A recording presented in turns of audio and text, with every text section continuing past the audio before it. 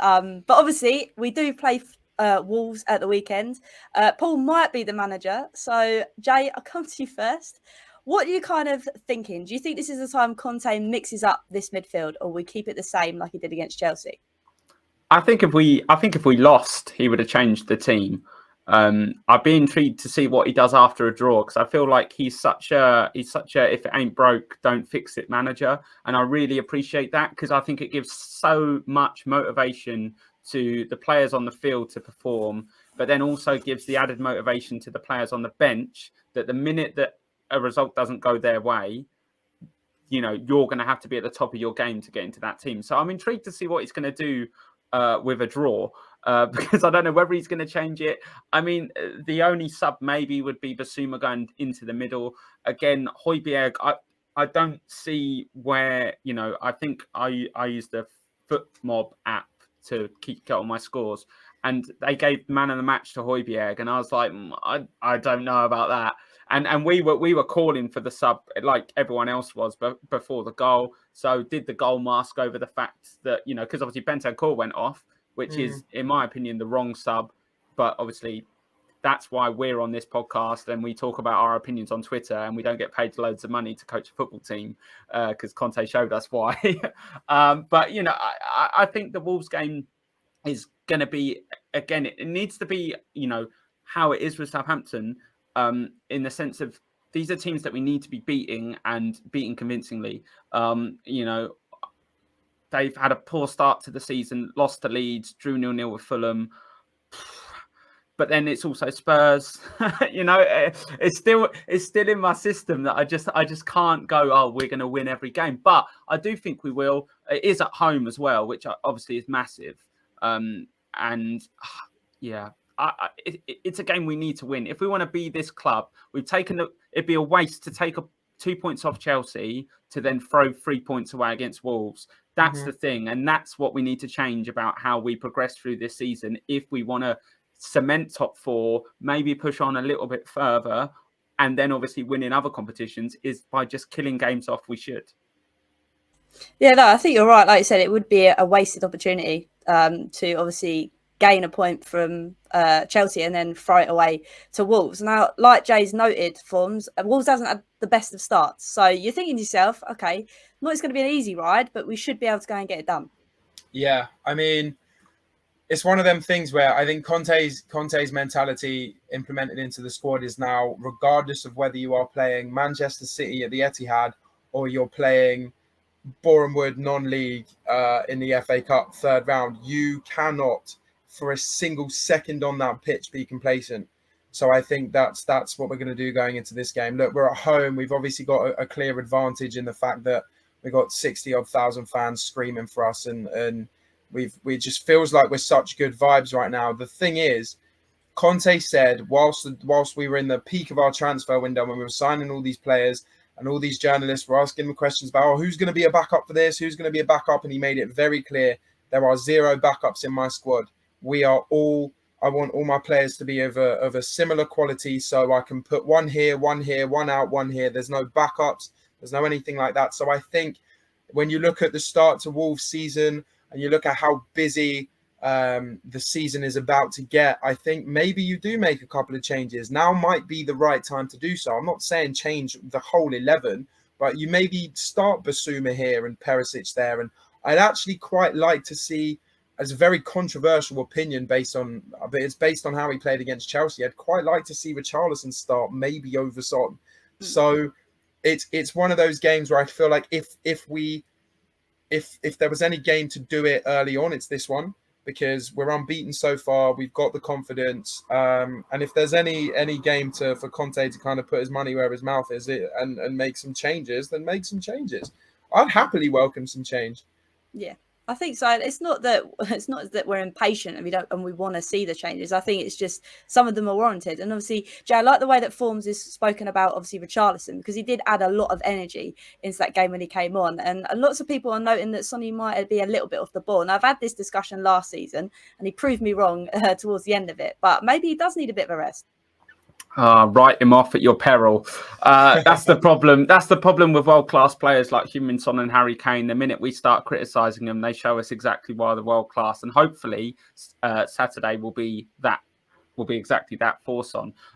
Obviously, the only thing that I don't think I've seen a lot of on Twitter or in the Spurs echo chamber is Decky's performance yesterday. I thought he was probably out of that forward three, maybe equally as bad as Son. Yeah. And it's the first time I've really watched Decky and been like super disappointed with his performance.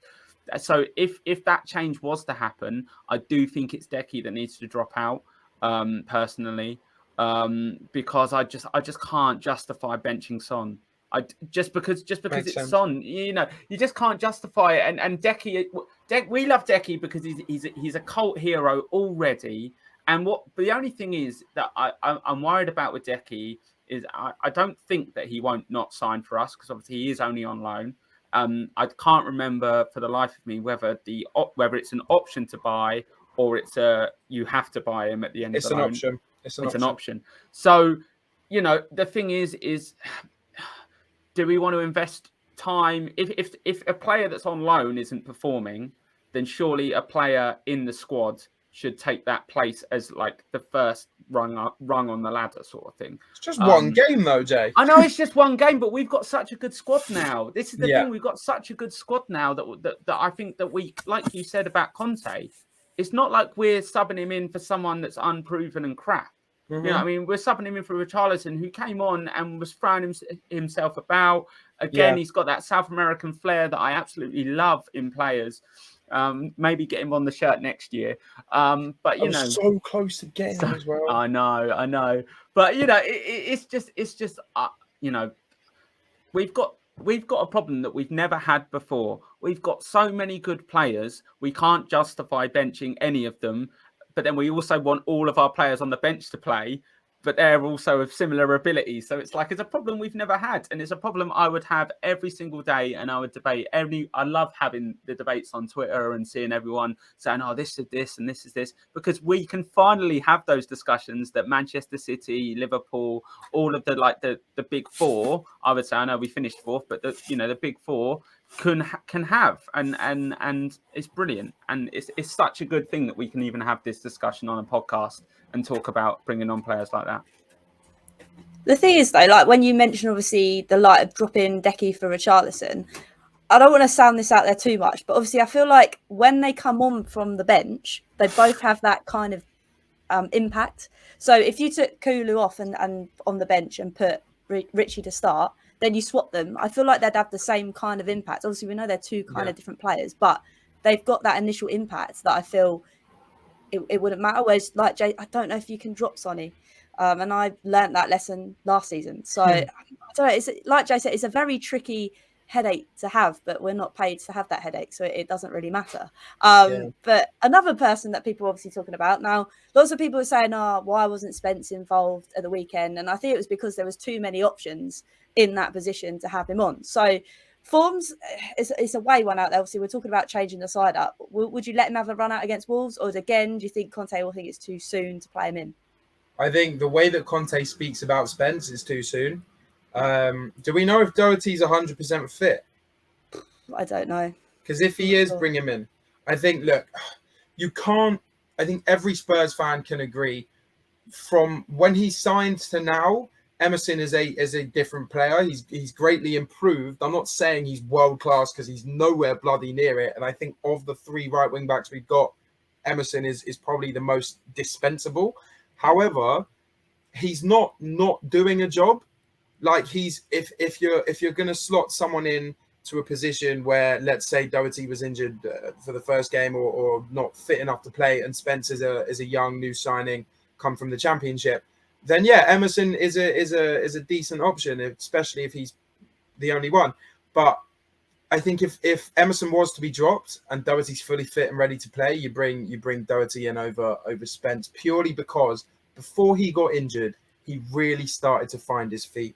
He's apparently, from what I hear, he's a fantastic character in the dressing room. He's got great synergy with all of the players, especially, and he's playing against a team that he's kind of comfortable playing around.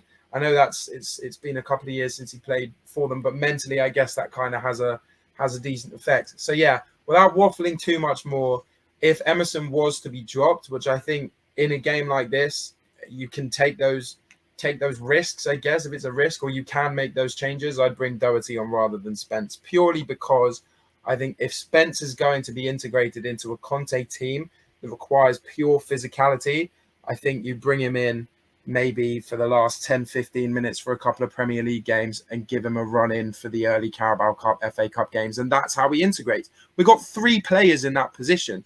We can't be guaranteeing starts to all of those players. So I think somebody like Spence, who hasn't played Premier League football before, needs to be integrated slowly. So the fans just need patience, I guess.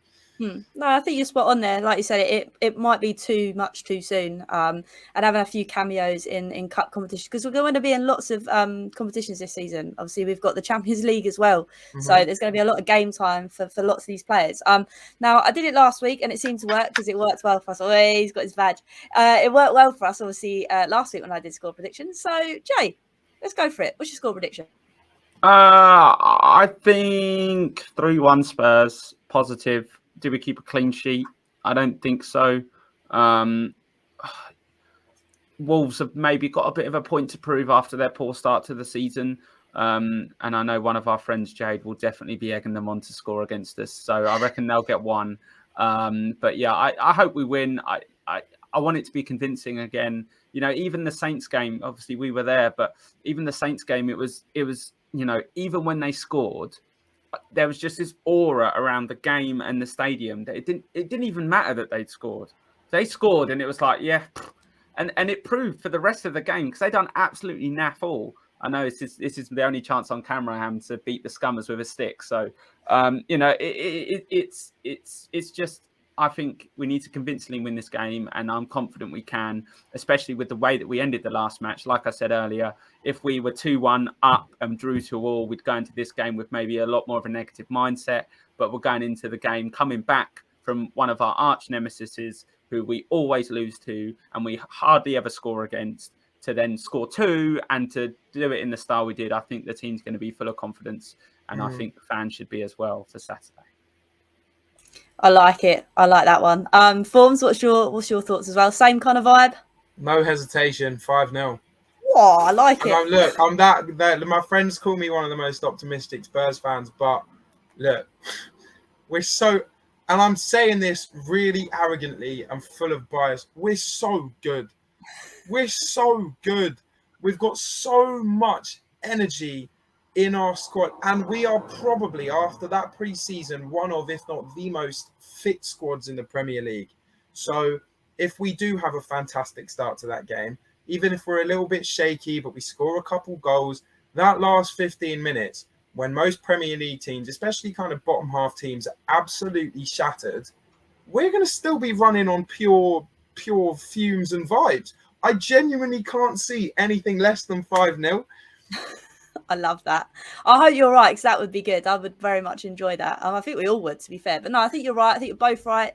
We need to just get the job done. I think Graham Roberts a couple of weeks ago said these are the teams we just need to brush aside, and that's what we need to do at the weekend. So to do it in 5-0 fashion, I'm down for that. I think it's going to be a slightly lower score, in a sense that I think it'll be maybe 4-1. I know Dan said 4-1. Slightly lower score. Slightly lower. I mean, it's not as low as Jay's, but it's slightly lower. But no, I don't think we're going to keep a clean sheet, sadly. I just don't think we've quite napped that just yet. But we're going to score loads of goals. So that will be vibes.